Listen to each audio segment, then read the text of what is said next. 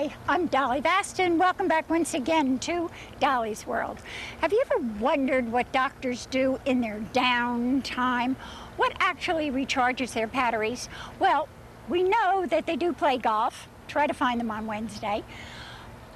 They hike, play tennis, but I found a special one who plays and runs trains.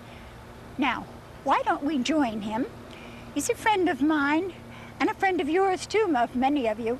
His name is Dr. Alex Kulishenko, and this is his hobby. All aboard! Please have your tickets ready for the following station stop. Philadelphia, PA.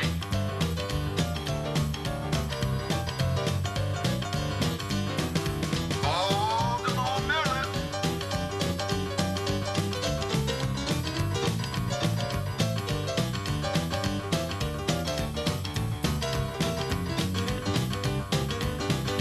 Alexandria, Virginia. Alex, when did you become interested in trains? I mean, has it been a boyhood thing? It's been pretty much all my life, but it kind of died off somewhere in early puberty when girls, cars, bicycles, and motorcycles hit, and there were more important things to look after. And then sometime around when my kids were born, I sort of rediscovered the hobby. About 1989, which I started off with O-gauge trains again. And then I discovered the G-gauge, large-scale outdoor railroads, and I was hooked on both. What decided you to put them outside? I mean, you can't use it in the winter under the snow. Oh, yes, you can. Oh, you can? Oh, yeah. Oh, excuse me. I mean, I'm just wondering, how would be my next question. Very simply, see, everything here is weatherproof and I don't want to say waterproof, but even the tracks are resistant. They're made of brass, so they're always very good at conducting electricity. And if it snows a little bit, well, I even have a snow plow attached to the front of the engines, and it'll help clear a path. And as long as it's not a foot of snow, we can run them year in and, day in and day out. Do you actually come out here in the snow? Are you nutty enough to come out here in the snow and play with your trains? Dolly, looking at this, do you really have to ask? Not really. Actually, I checked with your kids earlier. They told me the real truth. Oh, yeah. Yeah. So you started with one, two. I mean, this is a very expensive It doesn't deal have here. to be. If you know how to do it, and most people who are in the hobby have their connections, you don't really need to spend a lot of money. I built this particular railroad in about 3 months, and it was mostly just working at night for about an hour, hour and a half. Well, yeah, the backfill cost a little bit, and this stone, which almost resembles real railroad ballast. Stone, yeah. It's just it's known by many names, but quarry fill or quarter fine is the common name for it. And at the Home Depot, I think it's just barely $1 or $2 a bag.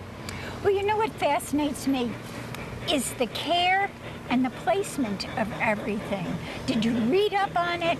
How is a village workable around a railroad, or did you just figure it out for yourself and decide, well, I like that there, and then 2 weeks later, no, I don't like it there, and I'm Pretty going much to that move it? way, yes. My first railroad, this is the second garden railroad I've built. The first one was really built on an O-gauge mentality, a Lionel type railroad, except big. And I found that it was too many problems, too many switches, too much upkeep. So the mistakes I made, I learned, and I translated it into this railroad. We had it in a different spot. We made a small addition to the house. My wife kicked me out. The landlord moved the railroad out. And As landlords are wont to do. Aren't they? Yes. And then about a month after we were done, she says, you know, that spot over here you can have. I think it'd be a nice place for the railroad. Well, I'll need a wall. Call the mason. So she was really cool about it, and I think she was very instrumental in seeing what was here. As far as placement, honestly, I'm not a person who can plan. I just put together the essentials, meaning the wall, backfill, the fence, and then I just started to go from there. Whatever the landscape left me, I just worked with what I had, and as you said, hey, I like this here, I'll put it here. Well, you know, maybe it's not so good here, let me move it. So would you really call this kind of a railroad in progress, They never finish. They always evolve. It's like working your backyard. Oh yeah. I change mine every year. I'm out here, you know, some of the plants are annuals, some of them are perennials, and you know, for each season I have different things happening. There are a multitude of spring bulbs in here which have come and gone, and hopefully this year I'll settle down and figure out what to do for autumn flowers. It's just, I find it unreal, and it has changed so since the very first day I ever saw it, which was the little one before you got kicked out of your original spot. And that was really tiny. It was. I remember I helped you with the garden for that one, but this, it's enormous. So I tell you what, explain exactly what you have here so the camera can actually pan in eventually on all of this. The only thing You have some crazy little things in here, though, little whimsical funnies. Well, that's what I always like to have many things to look at, and I guess that was the whole thing that was so great about this particular spot, was that you could pretty much go any place around it and get a view of something different happening. So what I chose to do is one section to be farmland, one section to be the town. The town has a big old beer brewery which employs the fictitious people. See, that's the high school and the kid yet. You never grow up. And of course we have the church nearby. Funny enough that building next to the church was called Dr. So-and-so's office, but we named it after my wife, so that's Dr. Adelma's office. Dr. Adelma's office. And of course one must have a pub to enjoy a fine brew made at the brewery in an outdoor setting. And you have your water tanks. That's right. And of course every steam engine needs a place to refill their water. That's right. And as I moved to the town, as you said, could it be expensive? Well, no. Really, you see the animals, I got them at a local toy store on blowout prices. I don't think the camera can see it from here, but there's a tractor sitting within the barn. That was, again, another $2 toy I found at a toy store. And then you have a little lady under one of the trees. Oh, yeah, she's sitting under the boxwood, if you can see her. Oh, just they can get her later. Lounging. Yeah, she's lounging. Did you ever play in a freight yard when you were a kid? Now, I know that you are local because you and my Rick kind of grew up at the same time. And were some great freight yards around this area. Honestly, no. But as a child, when I lived on Staten Island, we lived 2 streets away from the old Baltimore and Ohio terminal on Staten Island, there was a subdivision of the Staten Island Railroad.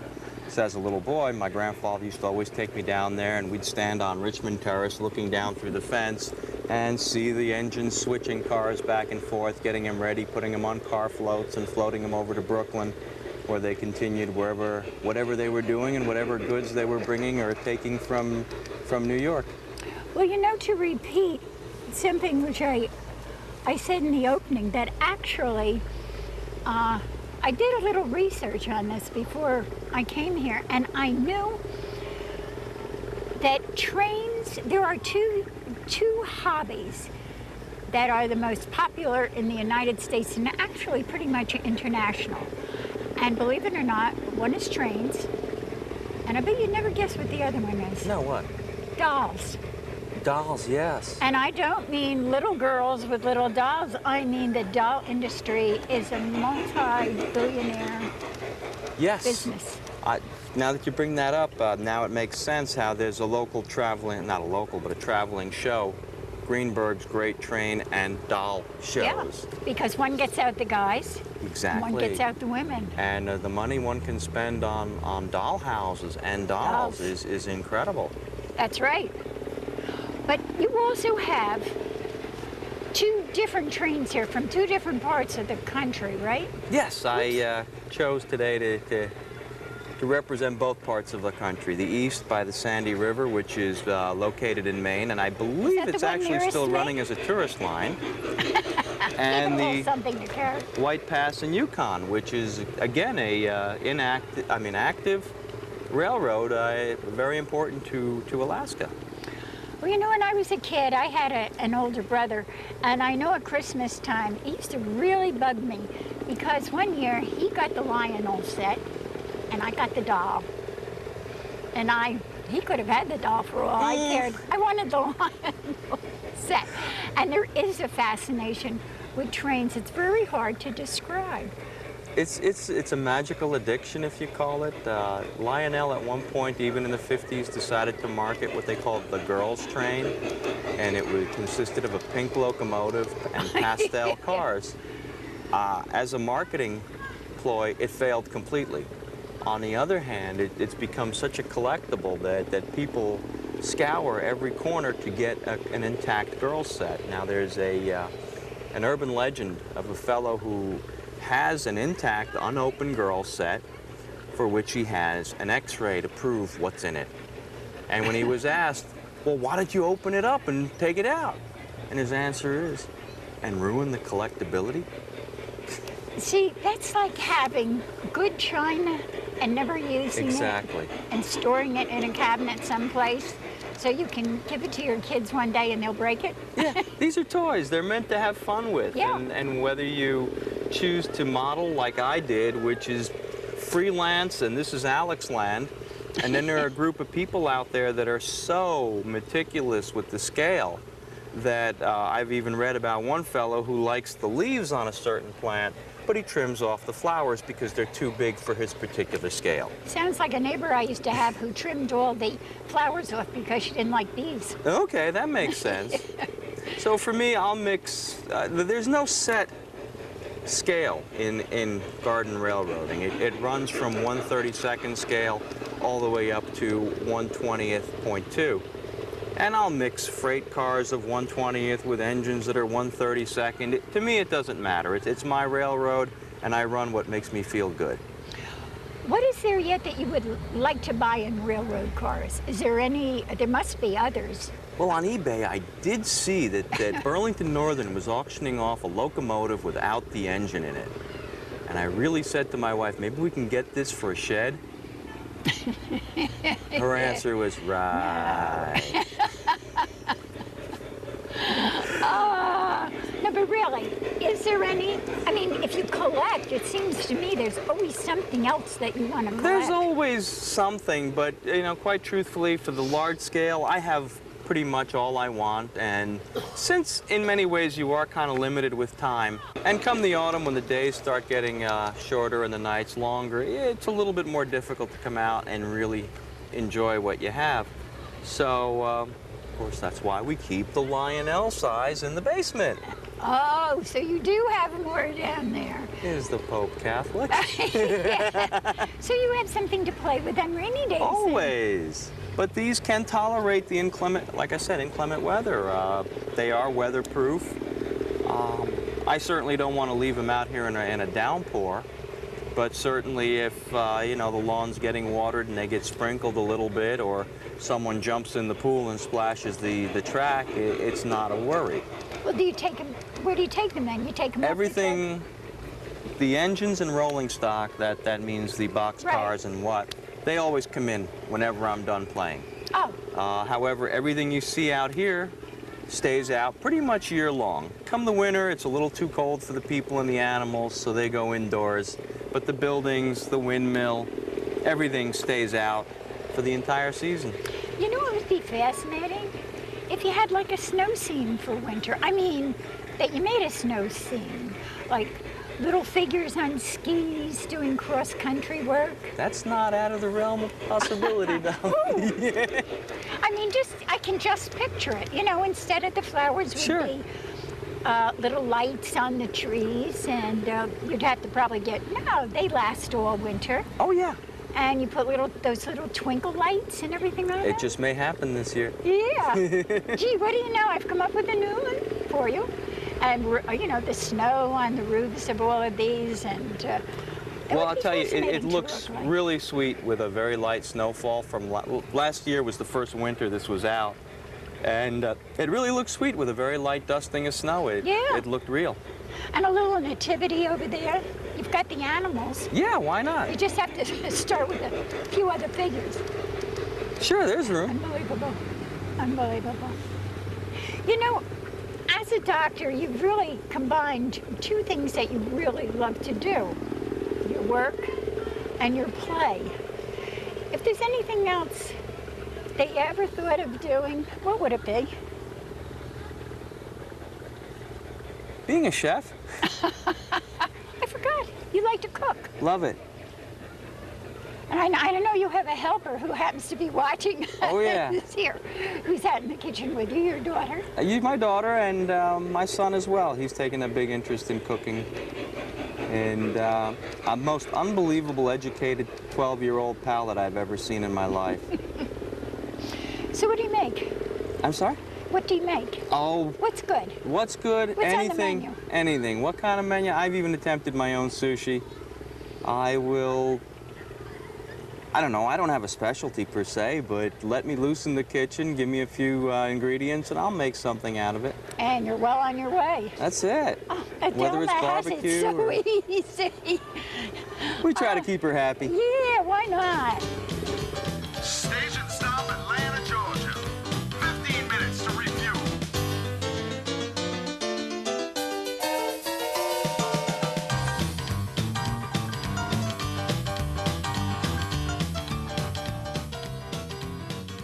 Well, we've moved to another spot now, which is a lot shadier Yes.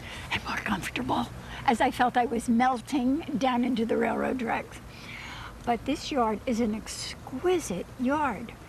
I mean, you have some of the most beautiful statuary I've ever seen. Thank you. But the placement of everything is great. Did you have someone come in and do it? Only my wife. And I know the answer to that. You mean she designed everything that's here? She's kind of like I am, in the sense that she sort of has an idea, and as things start working and falling into place, I like it this way, well, maybe I should move it this way, and then... I wondered how many times she had moved this down. These girls, when They're they put heavy. they just stood right where they were put, that's it. Make up your mind, honey, because they're not moving. Well, behind us is very oriental, so you've gone rather eclectic. You're not in any particular mode of decorating. No, it was whatever she liked, she just got and then grouped it according to wherever it was. One area sort of is European Renaissance. Here we are in, I guess, the Greco-Roman area, and as you said, behind us is the Oriental Zen Garden. But she also did all this, you said all this work herself, the brickwork too? The only thing that was professionally done. I was going to say, okay, I've had it. I've done a lot of stuff, but that's beyond me. That's beyond me, too. That's beyond me. Just unreal. I mean, everything is, you must spend hours out here after, you know, hours and things like this, but a way to wind down. It's a wonderful escape here. Do you still do, Oh, yes, I do. yeah, that's another one of your loves, huh? Yes, it is. Yeah, how long, what is it called? The style I'm doing now is Kempo. Campa? Kempo. Kempo. K-E-M-P-O. Oh, have you decided you had enough fractures in your elbow or the other one? Yes, I did. It's a nice style for old guys. Yeah, it's wonderful coming to your doctor and finding his arm is in a sling after he tells you to go out and get more exercise. Yes. What is it? I mean, how does it differ from the other one? Well, there's two types of styles. There are what are the hard, traditional Japanese style, where everything is linear. And then there are the soft styles, where the blocks and the strikes are more circular. The best way I can describe it, if you've ever watched a Steven Seagal movie, he uses primarily Kempo techniques. So it's nice, it's easy in many ways, and it's gentle on an old guy's elbows. Well, you know, he's, yeah. I mean, his pictures make millions, and this man can't say 3 or 4 strung out words, or rather strung words to get, string words together. I'll get it out. I've been in the sun too long. But his action is brilliant.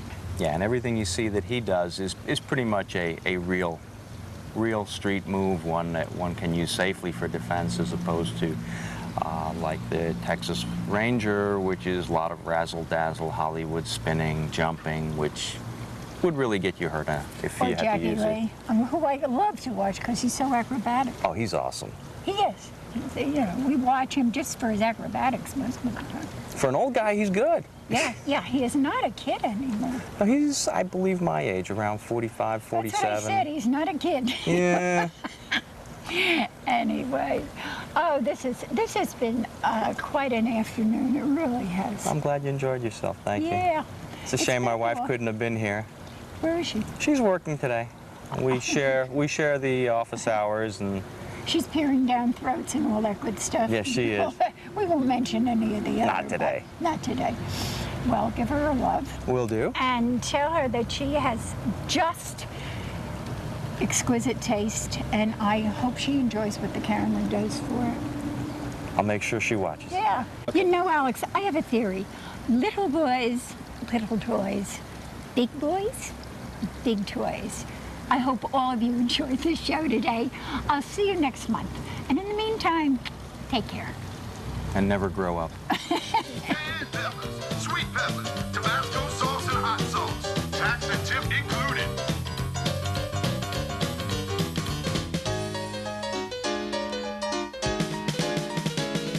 Slide into Slidell.